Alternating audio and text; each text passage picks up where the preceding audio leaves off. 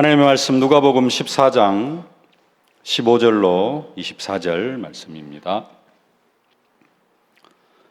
누가복음 14장 15절로 24절 함께 봉독하겠습니다.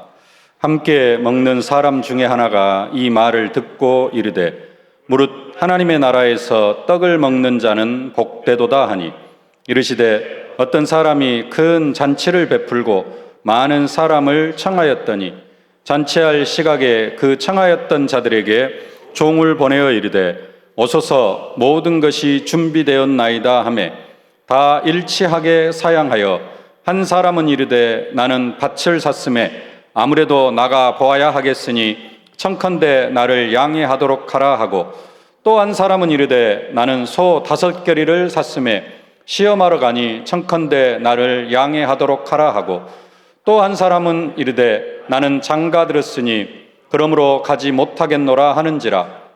종이 돌아와 주인에게 그대로 고하니 이에 집 주인이 노하여 그 종에게 이르되 빨리 시내의 거리와 골목으로 나가서 가난한 자들과 몸 불편한 자들과 맹인들과 저는 자들을 데려오라 하니라. 종이 이르되 주인이여 명하신 대로 하였으되 아직도 자리가 있나이다. 주인이 종에게 이르되 길과 산울타리 가로 나가서 사람을 강권하여 데려다가 내 집을 채우라. 내가 너희에게 말하노니 전에 청하였던 그 사람들은 하나도 내 잔치를 맛보지 못하리라 하였다 하시니라. 아멘. 천국 잔치에 초대된 사람들이라는 제목입니다. 저와 여러분들은 천국 잔치에 초대된 그런 사람들인 줄로 믿습니다. 우리를 천국 잔치에 초대하셨고요. 뿐만 아니라 우리의 인생을 잔치하는 인생으로 축복하시기를 기뻐하시는 하나님이십니다. 우리의 인생을 잔치하는 인생으로, 행복한 인생으로, 저주와 재앙에서 완전히 건져내서 잔치하는 인생의 축복 허락하시기를 기뻐하십니다. 그래서 그런지 예수님의 공생의 사역 첫 번째 기적도 혼인잔치집에서 베풀어 주셨습니다. 포도주가 떨어져 가지고요.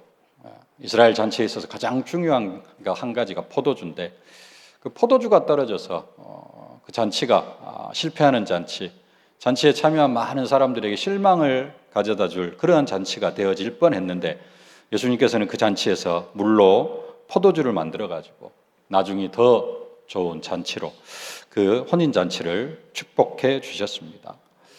그러면서 예수님은 천국에 대해서 많은 비유로 천국에 대해서 말씀하시는데 천국은 혼인잔치와 같다라고 그렇게 말씀을 하십니다. 마태복음 22장 2절 말씀입니다. 천국은 마치 자기 아들을 위하여 혼인잔치를 베푼 어떤 임금과 같으니.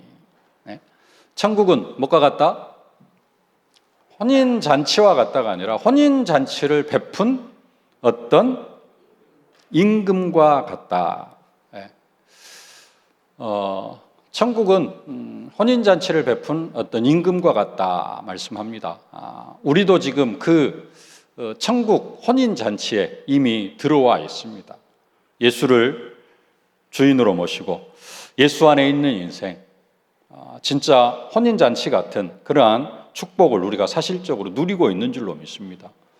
예수 만나기 전에는 우리의 인생이 저주와 재앙이었지만 그래도 지금 우리가 예수 생명을 누리고 있는 것을 볼 수가 있습니다. 오늘 읽은 본문에는 혼인잔치라는 이야기는 나오지 않습니다만은 마태복음 22장의 비유와 또 오늘 비유가 거의 같은 흐름입니다. 그러면서 오늘 본문에는 나오지 않았지만은 이제 오늘 그 14장 1절부터 이따가 마지막 첫 번째 대지에서 한번 좀 살펴보겠습니다만은 한 흐름입니다. 그냥 뚝 떨어져서 오늘 15절 비유를 말씀하신 게 아니라 1절부터 연결되어진 흐름인데요. 8절에 보면은 내가 누구에게나 혼인잔치에 청함을 받았을 때 이렇게 이야기를 합니다. 혼인잔치에 청함을 받았을 때 그러면서 이제 잔치의 비유를 쭉 이야기를 합니다. 앞에 뭐 이런저런 이야기들을 나누니까 함께 먹는 사람 중에 한 사람이 이야기를 합니다. 15절 말씀 함께 봉독하겠습니다. 함께 먹는 사람 중에 하나가 이 말을 듣고 이르되 무릇 하나님의 나라에서 떡을 먹는 자는 복되도다 하니. 하나님 나라에서 떡을 먹는 자는 복되도다. 이 말씀, 이 한 사람이 이 이야기를 하는데, 이 이야기도 그냥 하는 게 아니라 이스라엘 백성들이 구약 성경에 배경을 두고 하는 이야기입니다. 이 말씀은 이사야서 25장 6절 말씀을 배경으로 두고 하는 이야기인데요. 함께 봉독하실까요? 만군의 여호와께서 이 산에서 만민을 위하여 기름진 것과 오래 저장하였던 포도주로 연회를 베푸시리니 곧 골수가 가득한 기름진 것과 오래 저장하였던 맑은 포도주로 하실 것이며. 종말까지는 아니라 할지라도 하나님이 약속하신 그 그리스도가 오시면은, 메시아가 오시면은 하나님께서 이 세상에서 가장 큰 잔치를 베풀 것이다 라는 그러한 사상입니다. 근데 또 이스라엘 백성들은 그 하나님의 계획과는 관계없이 그들 사상 속에 뿌리내린 사상이 뭐냐면은 선민 사상이에요. 그래서 이 하나님이 베푸신 그 잔치에는 이방인들은 참석할 수 없다. 오직 선택함을 받은 유대인들만 이 잔치에 참여할 수 있다라고 해석을 하면서 하는 이야기가 뭐냐? 무릇 하나님 나라에서 떡을 먹는 자는 복되도다 하니. 이 이야기를 하는 겁니다. 그리스도가 오셔가지고 천국 잔치, 하나님이 잔치를 베푸실 것인데, 거기에는 이 사람들은 유대인의 입장에서 유대인들만 참석을 하기 때문에 그 잔치에 참여하는 사람은 복되도다. 이런 배경을 가지고 이야기를 합니다. 그래서 이제 그게 아니다라는 비유의 말씀을 오늘 16절부터 예수님께서 쭉 이야기를 하십니다. 16절 말씀 함께 한번 보실까요? 이르시되 어떤 사람이 큰 잔치를 베풀고 많은 사람을 청하였더니. 큰 잔치를 베풀고 많은 사람을 청하였더니. 여기에 혼인잔치라는 이야기는 없지만은 전체적인 흐름이 다른 비유에서 이렇게 보면은 혼인잔치의 흐름으로 함께 갑니다. 큰 잔치를 베풀고 많은 사람을 청하였더니. 몇 주 전에 한번 살펴봤을 겁니다만은 이스라엘 사람들의 그 혼인 예식에 대해서 말씀을 드렸죠. 청혼을 하고 그 다음에 약혼을 하고. 약혼을 언제 한다고요? 우리는 약혼하고 이제 대충 좋은 날 이렇게 결혼을 합니다만은 이스라엘 같은 경우에는 보통 약혼을 하고 1년 뒤에 결혼 예식을 합니다. 근데 이 약혼을 할 때 뭘 하냐면은 친구들, 그 다음에 가족들을 다 초대를 해요. 1차적으로. 언제? 결혼하기 1년 전에 미리 다 이야기를 합니다. 그러니까 1년 전에 보편적으로 혼인잔치에는 다 청함을 받은 것입니다. 그리고 1년이 지나가지고 이제 곧 내일 모레 결혼식이 되어지면, 결혼식 날짜가 가까워지면은 다시 한번 친구들, 가족들, 결혼식에 와야 될 사람들을 다 초대를 합니다. 그래서 오늘 17절 말씀에 하는 이야기입니다. 17절 말씀 같이 한번 보실까요?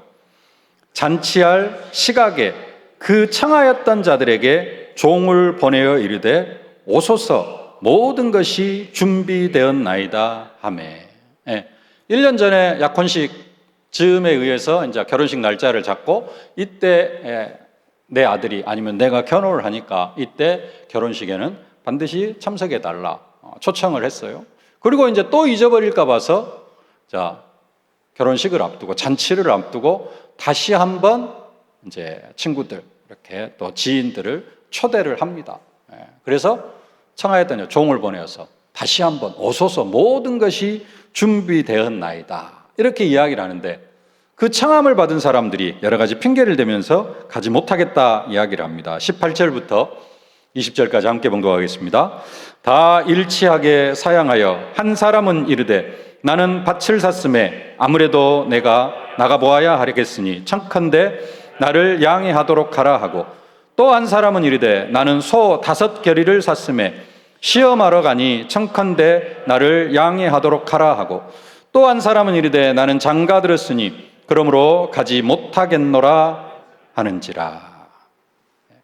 1년 전에도 한번 청함을 받았고 다시 한번 정중하게 초대를 하는데 이런저런 일로 다 혼인잔치에 참석을 하지 못하겠다라고 이렇게 잔치 참여에 거부 의사를 밝힙니다. 그러니까 초대를 해놓고 잔치 준비는 다 끝내놨는데 손님들이 없으면 어떻게 되겠어요? 그래서 주인은 가난한 사람, 병든 사람, 몸이 불편한 사람들을 데리고 와서 다시 잔치 자리를 채우라 이렇게 명령을 합니다. 21절 말씀 함께 보실까요? 종이 돌아와 주인에게 그대로 고하니 이에 집주인이 노하여 그 종에게 이르되 빨리 시내의 거리와 골목으로 나가서 가난한 자들과 몸 불편한 자들과 맹인들과 저는 자들을 데려오라 하니라. 그래서 이제 잔치 자리가 너무 많이 비니까 어디로 가서? 시내로 가서 시내 거리와 골목으로 가서 누구를? 가난한 사람, 몸 불편한 사람, 맹인들, 저는 자, 다리 불편하고 다리를 걷지 못하는 이런 사람들을 다 데리고 오라라고 그렇게 이야기를 합니다. 데리고 왔는데 어째요? 그래도 자리가 비어요. 그래서 23절 또 세 번째 명령을 합니다. 주인이 종에게 이르되 길과 산울타리로 나가서 사람을 강권하여 데려다가 내 집을 채우라.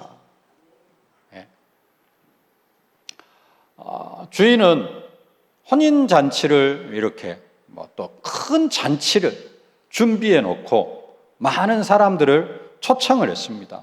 그런데 초청에 임하지 않고 또 초청을 했는데 왔는데도 자리가 비니까 결론적으로 한 3번 정도 많은 사람들을 초청을 했어요. 첫 번째 초청을 받은 사람들 1년 전에 한번 초청을 했고 이제 잔치 날짜가 가까워서 다시 한번 초청을 했는데 이 사람들은 밭을 샀다, 소를 샀다, 또 장가 들었다 하면서 여러 가지 이유로 이 잔치에 참여하지 못한다 그렇게 이야기를 합니다. 어떻게 보면은 약속인데요. 주인과의 약속이고 어떤 그 혼인 잔치를 베푼 사람과의 약속. 왜 다시 보냈을까요? 그때는 이미 참석하기로 그렇게 약속을 했는데 그래서 다시 한번 상기시켜 주려고 종을 보냈는데 그 사람들이 이러이러한 이유로 우리는 참석하지 못하겠다. 그 말은 무슨 말이에요? 주인의 그런 어떤 성의를 무시하는 그러한 부분들을 이야기를 하고 있습니다. 이 첫 번째 초청받은 사람들은 누구냐면요. 1차적으로 유대인들을 이야기합니다. 유대인들.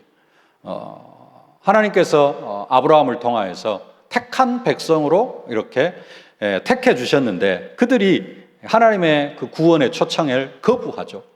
빛이 세상에 왔을 때 그 빛이 자기 백성에게 오며 자기 백성에게 비쳤는데 자기 백성들이 그를 영접하지 아니하였다라고 그렇게 말씀합니다. 그러나 영접하는 자에게는 하나님의 자녀가 되는 권세를 주셨다라고 그렇게 말씀을 하셔요.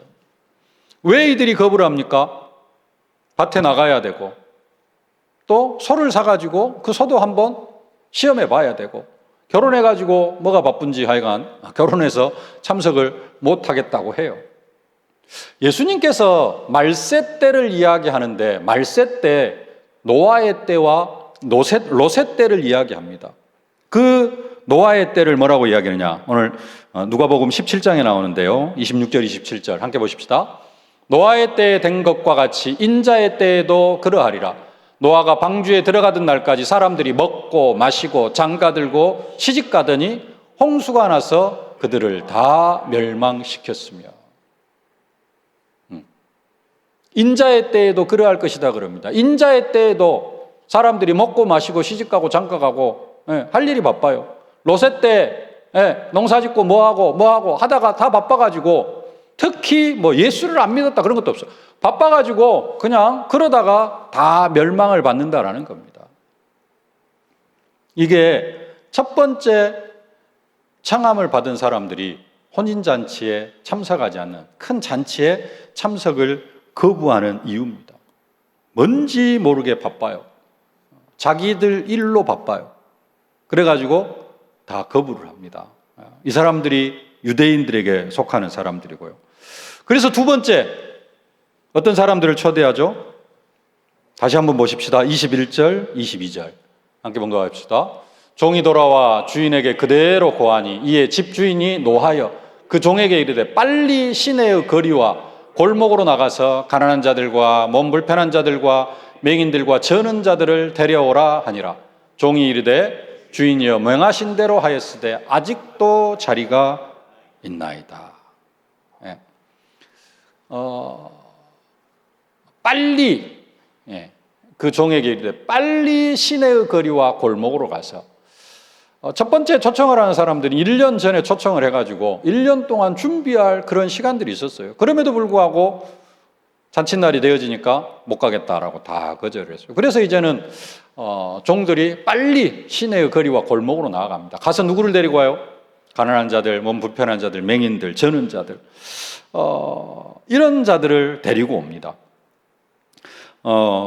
이 말씀 뒤에 누가복음 15장 1절에 보면은 함께 보실까요? 모든 세리와 죄인들이 말씀을 들으러 가까이 나오니. 예수님께서 공생의 3년 동안 이제 하나님 나라를 선포하시면서 하나님 나라를 선물해 주는 사람들, 예수님 공생의 3년 동안 하나님 나라를 선물 받은 사람들, 천국 잔치에 초대된 사람들의 주 부류는 이런 사람들입니다. 세리와 죄인들, 그 다음에 창녀들, 그 다음에 또 누구죠? 귀신 들린 사람들, 각종 병으로 시달리는 사람들, 연약한 사람들. 3년 동안 예수님께서 공생의 사역에 가시면서 주로 만난 사람들, 건강한 사람들은, 그리고 좀 지위가 있는 사람들은 예수를 믿으려고 하지를, 예수를 그리스도로 믿으려고 하지를 않습니다.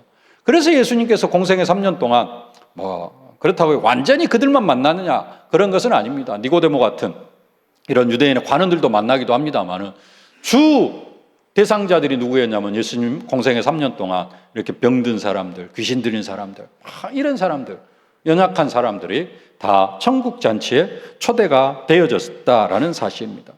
그럼에도 불구하고 예수님 주인이 뭐라고 이야기합니까? 아직도 종들이 아직도 자리가 있나이다, 그렇게 이야기를 합니다. 아직도 자리가 있나이다. 예수님께서 요한복음 14장 천국을 이야기하면서 하시는 말씀입니다. 요한복음 14장 2절, 내 아버지 집에 거할 곳이 많도다. 그래서 내가 가서 거처를 예비하고 다시 올 것이다 라고 이야기를 합니다. 그러면서 이제 세 번째 초청이 또 긴박하게 이루어집니다. 23절 24절 다시 한번 함께 봉독하겠습니다. 주인이 종에게 이르되 길과 산울타리 가로 나가서 사람을 강권하여 데려다가 내 집을 채우라. 내가 너희에게 말하노니 전에 청하였던 사람들은 하나도 내 잔치를 맛보지 못하리라 하였다 하시니라. 세 번째 초청은 어디 가세요? 길과 산 울타리 가로 나가서. 아까는 어디로 가서? 시내의 거리와 골목으로 가서. 성 아니에요. 아까 거기는 성 안에 있는 시내와 거리, 골목으로 가서. 근데 여기서는 길과 산 울타리가, 여기는 이제 시내 바퀴입니다. 무슨 이야기냐? 이제 천국 잔치를 누구에게 초청을 해요? 이방인들에게. 예수님께서 모든 민족, 만민, 땅끝까지 이르러 가지고 거기에 있는 모든 사람들을 어디로 초대를 해요? 천국 잔치로, 혼인 잔치로, 큰 잔치로 초대를 하는 것입니다. 이 초대에 저와 여러분들이 청함을 받았고, 저와 여러분들이 이 초대에 응해가지고 지금 우리가 어디에 앉아 있어요? 이 자리에 앉아 있고, 이 자리가 천국 잔치 같은, 혼인 잔치 같은 그러한 자리인 줄로 믿습니다. 특별히 이 자리뿐만 아니라 지난주 지시할 땅으로 가라. 어디가? 예루살렘, 온 유대, 사마리아 땅끝. 우리의 모든 현장이 어떤 땅이에요? 하나님이 지시하신 땅입니다. 그래서 우리의 인생 자체, 교회뿐만 아니라 우리의 삶 자체를 어떤 상태로? 잔치집 같은 상태로 우리를 만들어 주셨다라는 사실입니다. 근데 문제는 그럼에도 불구하고 아직도 빈자리가 또 많이 남아 있어요. 그래서 우리는 또 우리가 이제는 그 혼인잔치집에 초대된 사람이면서 지난주 말씀, 우리는 어떤 상태다? 우리는 무익한 종이니이다. 우리가 하여야 할 일을 하였을 뿐이니이다. 이 고백을 하면서 우리가 또 한편으로는 어떤 상태가 되어져야 돼요? 이 지금 주인이 종들한테 시내 거리로 가서 또 산 울타리 가로 가서 뭐 해라? 사람들을 강권하여 데려다 채우라 명령하십니다. 우리가 그 명령을 받은 종이 되어져야 될 줄로 믿습니다. 그래서 첫 번째로 붙잡으려냐? 나가서 사람을 강권하여 데려다 내 집을 채우라. 우리에게 주시는 명령인 줄로 믿습니다. 23절 말씀 다시 한번 봉독하겠습니다. 주인이 종에게 이르되 길과 산울타리 가로 나가서 사람을 강권하여 데려다가 내 집을 채우라. 방금 말씀드렸듯이 우리는 이미 세 번째 청함을 받은 사람들입니다. 그러면서도 우리는 또 그리스도 예수의 종된 사람들입니다. 그래서 우리는 뭐 해야 돼요? 내 주위에 있는 사람들, 아직도 이 천국 잔치에 청함을 받았습니다만 청함을 받지 못한 사람들도 있을 수 있고요. 그 사람들에게 청하여서 이 천국 잔치가 준비되어져 있으니, 혼인잔치 같은 이 천국 잔치가 준비되어져 있으니 이 천국 잔치에 들어와라 라고 하면서 많은 사람들을 이 잔치로, 천국 잔치로 초대하는 그러한 사명을 감당해 나아가야 될 줄로 믿습니다. 우리의 청함을 받고 한 사람, 두 사람 이 천국 잔치에 들어왔을 때 우리의 고백은 어떤 고백이 되어져야 된다고요? 지난주 말씀, 우리는 무익한 종입니다. 우리가 하여야 할 일을 했을 뿐입니다 라고 고백을 해야 될 줄로 믿습니다. 오늘 예수님께서 이 혼인잔치, 잔치의 비유를 말씀하시는데 이 잔치의 비유를 말씀하시는 이유가 한 두세 가지 정도 더 있습니다. 예수님께서 왜 지금 이 말씀을 하시느냐? 아까 유대인들의 배경이 우리만 이 그리스도가 오실 때 하나님께 큰 잔치를 베푸실 것인데 우리만 이 잔치에 참여하게 되어졌다. 그런 배경도 있습니다만은 1절, 오늘 누가복음 14장 1절을 한번 보겠습니다. 안식일에 예수께서 한 바리새인 지도자 집에 떡 잡수시러 들어가시니 그들이 엿보고 있더라. 예수님께서 한 바리새인 지도자의 집에 초대를 받았어요. 근데 여기는 그냥 이제 예수님만 들어가시는 걸로 나오는데 뒤에 보면은 다른 또 유대의 지도자들도 함께 청함을 받았습니다. 하여간 여기서 예수님께서 한 식사 자리에 초대를 받았어요. 근데 이제 그 뒤에 보면은 그 집에 초대를 받았는데 그 집에 수종병 든 사람 얼굴이 막 붓고 부어오르고 물이 차는 거예요. 팔, 다리 막 온 몸에 물이 차가지고 몸이 불어나는 거. 그게 이제 수종병이라고 하는데요. 그 병든 사람이 있습니다. 그 병든 사람을 고쳐줬어요. 그랬더니 그날이 안식일이었나 봐요. 안식일에 병 고치는 것이 맞냐? 네 아들이 안식일에 물에 빠졌으면은 살려줄래 안 살려줄래? 뭐 이러면서 이제 예수님께서 말씀하시니까 아무 말도 못하고 이렇게 이제 이야기를 끝내는데 그 다음에 또 보니까 7절 말씀 함께 봉독하겠습니다. 청함을 받은 사람들이 높은 자리 택함을 보시고 그들에게 비유로 말씀하여 이르시되, 청함을 받은 사람들이 예수님뿐만 아니라 다른 사람들도 있었나 봐요. 그 사람들이 어디에 앉아요?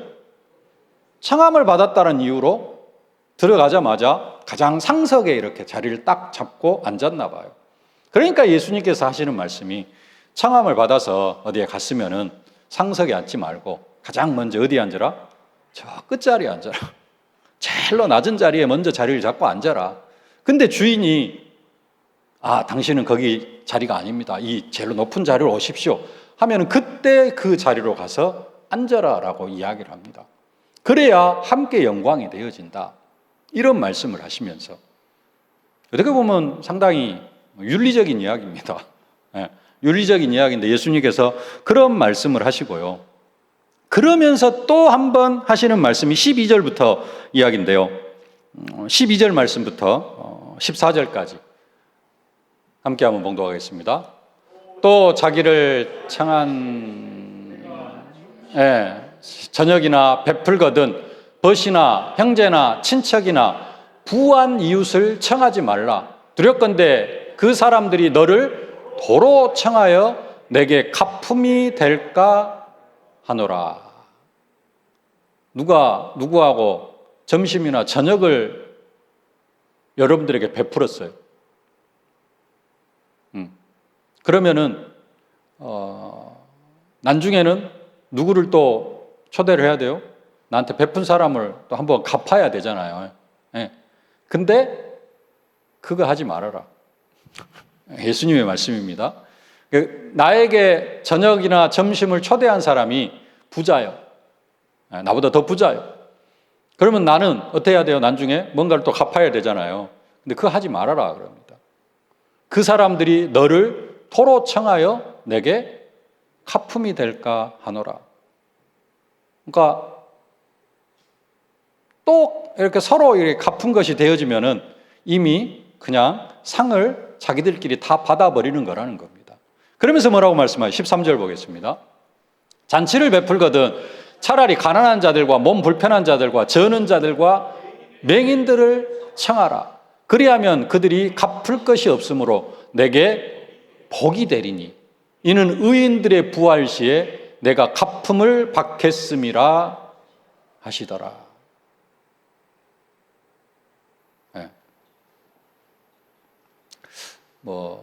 윤리로 치부해 버리면은 어쩔 수 없겠습니다만은 예수님께서 하시는 말씀입니다. 잔치를 베풀려거든 부자들 초청하지 말고 또 내가 잔치를 베풀려거든 다시 나한테 갚아줄 수 있는 능력이 되는 사람들. 내가 한번 초대했으니까 당신이 나를 한번 초대했으니까 내가 다시 한번 당신을 초대하겠습니다. 이런 가품이 될 수 있는 그런 사람들에게는 뭐 하지 말아라? 잔치를 베푸지 말아라. 차라리 누구를 택하라? 가난한 자들과 몸 불편한 자들과 저는 자들과 맹인들을 청하라. 그들은 갚을 것이 없으므로 너에게 복이 된다. 그 사람들이 내게 그걸 다 갚아버리면은 나에게는 아무런 복이 되어지지 않는다. 그러나 갚을 사람에게 잔치를 베풀면은 의인들의 부활 시에 내가 갚음을 받겠음이니라. 하나님 나라의 복을 받게 되어진다라고 말씀을 하고 계시는 겁니다. 단순하게 밥 사주고 하는 그런 부분들이 아니라 조금 오래전 이야기입니다만은 전도할 때 뭐부터 하라고요? 전도할 때 뭐부터 시작하라고요? 다 잊어먹어 버리셨구나. 일단 이름 적어놓고 처음 만나자마자 영접 메시지 하지 말고 뭐부터 하라고요? 밥부터 좀 먹으라고. 차도 한 잔 마시고 그런 이야기들입니다. 그러면서 아직도 이 잔치 집에는 뭐가 많아요? 빈자리가 많아요. 빈자리가 많다. 우리가 종이 되어져 가지고 그 빈 잔치 자리를 채워야 될 줄로 믿습니다. 누구들로 하여금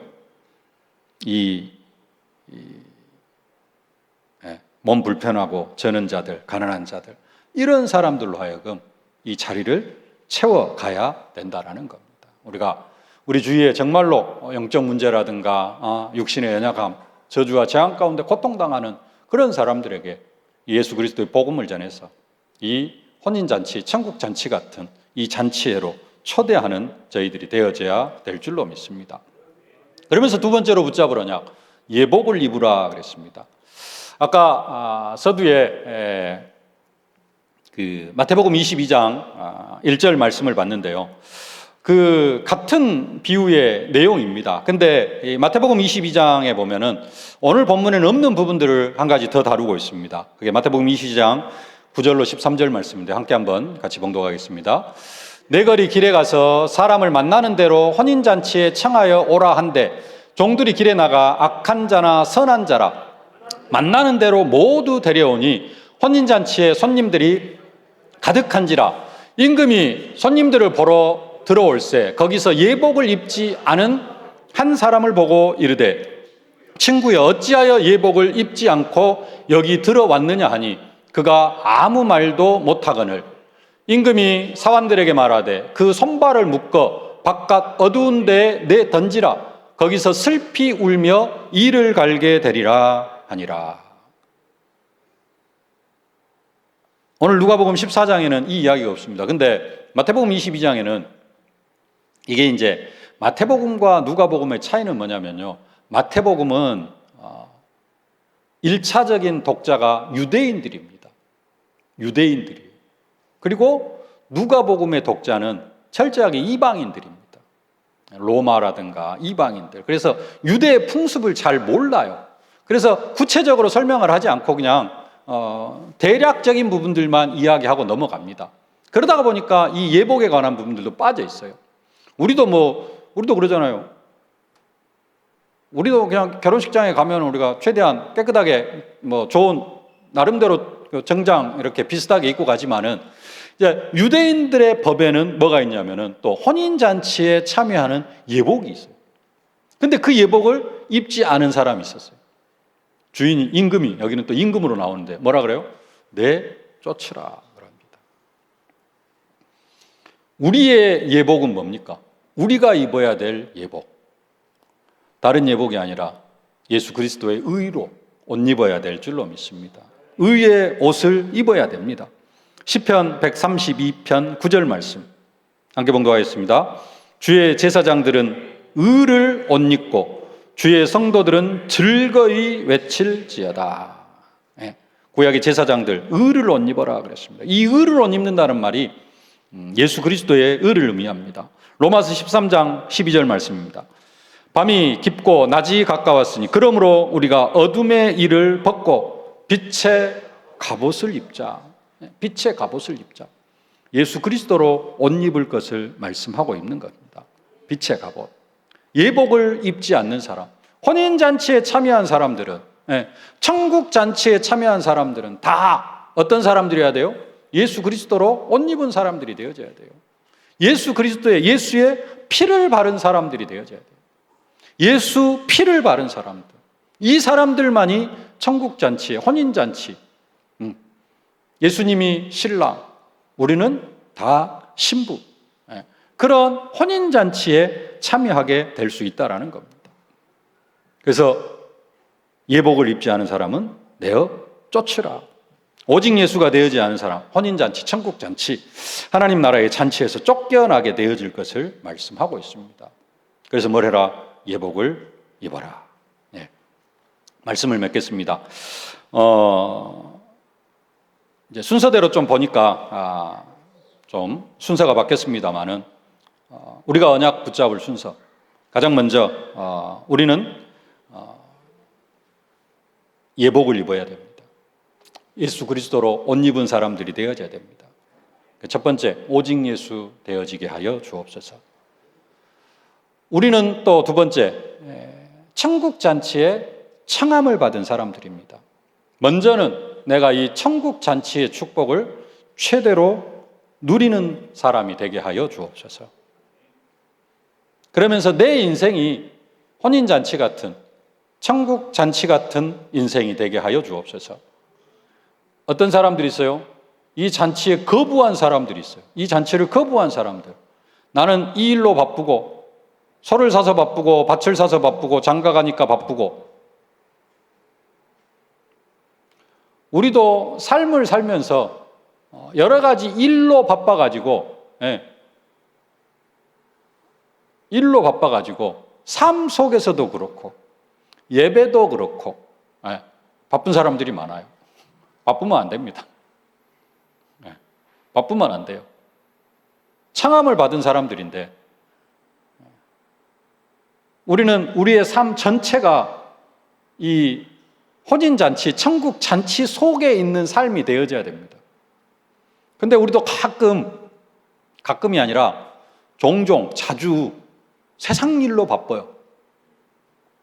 그래가지고 오직 예수의 삶과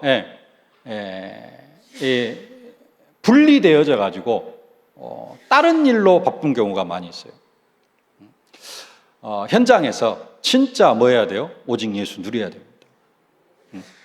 바쁠 수는 있어요. 그래도 그 현장에서도 진짜 오직 예수를 누려야 됩니다. 그리고 마지막으로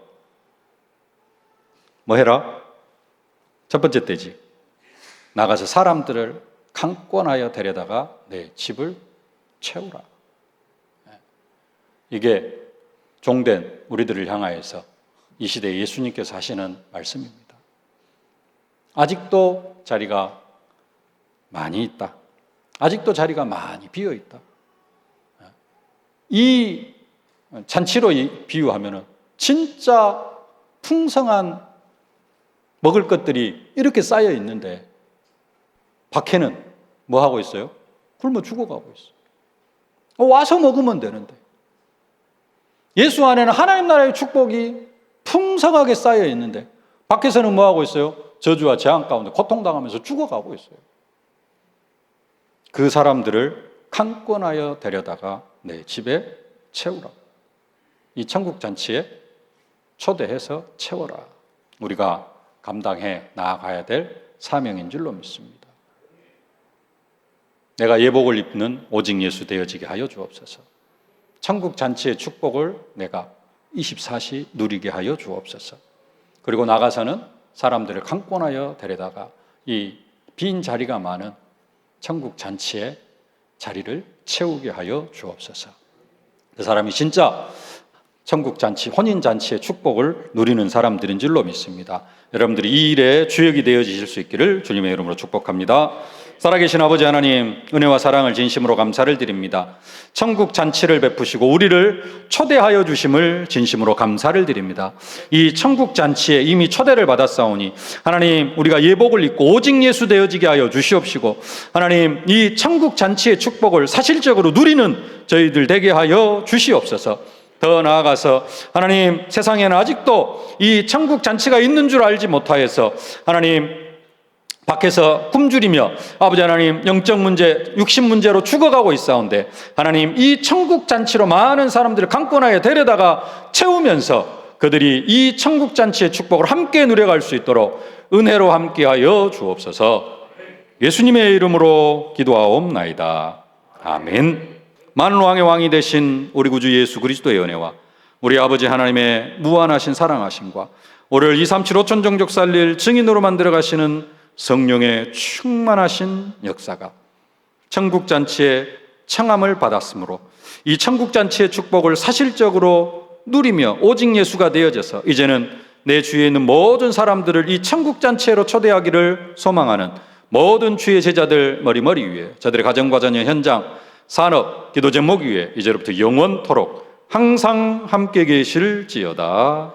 아멘.